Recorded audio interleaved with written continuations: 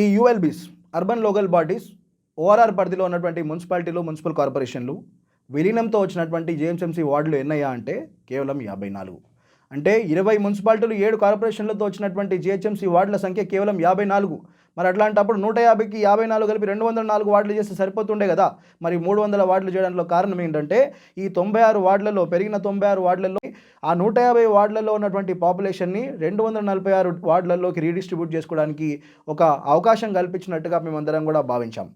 కానీ ఈ 150 డివిజన్లో ఇంతమందికి 1 కోటి జనాభా ఉంటే ఆ కోటి జనాభాని 150 డివిజన్లో డిస్ట్రిబ్యూట్ చేసినప్పుడు 66,000 ఓటర్లు ఒక్కొక్క డివిజన్కి వచ్చినప్పుడు ఇప్పుడు 246 డివిజన్లలో కేవలం 40,000 కంటే తక్కువగా ఓటర్లు రావాల్సినటువంటి పరిస్థితి ఉన్నది. మరి ఈ పరిస్థితిలో ఉప్పల్ డివిజన్కి మాత్రం 66కు గాను ఇంకో 10-12,000 ఇంకొక 8-10 కాలనీలను కలిపి 75,000 చేయడంలో దీంట్లో ఉన్నటువంటి ఆంతర్యం ఏంటో ఇప్పటికి కూడా అర్థం కానటువంటి పరిస్థితి.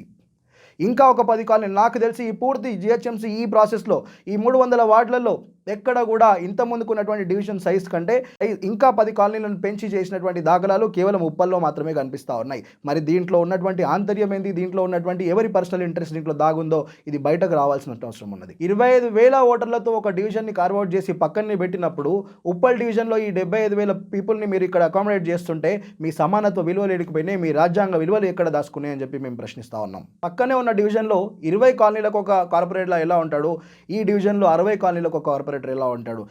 ఆ కార్పొరేటర్ నా కాలనీకి రావాలంటే 60లో నా ప్రాబబిలిటీ తొందరగా వస్తుందా, 20లో నా ప్రాబబిలిటీ తొందరగా వస్తుందా అన్నటువంటి విషయాన్ని ప్రజలు గమనిస్తూ ఉన్నారు, అన్ని కూడా నిశ్చితంగా చూస్తూ ఉన్నారు. పొద్దున లేస్తే రాజ్యాంగం ప్రజాస్వామ్యం వంటి పెద్ద పెద్ద మాటలతో చేతిలో ఒక బుక్ పెట్టుకొని ఊరంతా తిరిగేటువంటి కాంగ్రెస్ పార్టీ నాయకత్వం అదే సమానత్వ విలువలకు ఇక్కడ ఈ ఉప్పల్ లాంటి ప్రాంతంలో తూట్లు పొడుస్తున్నటువంటి విషయాన్ని గమనించాలని చెప్పి మేము కోరుతా ఉన్నాం. రాజ్యాంగ పట్టికలో చెప్పినట్టు సమానత్వ విలువలు, where is right to equality.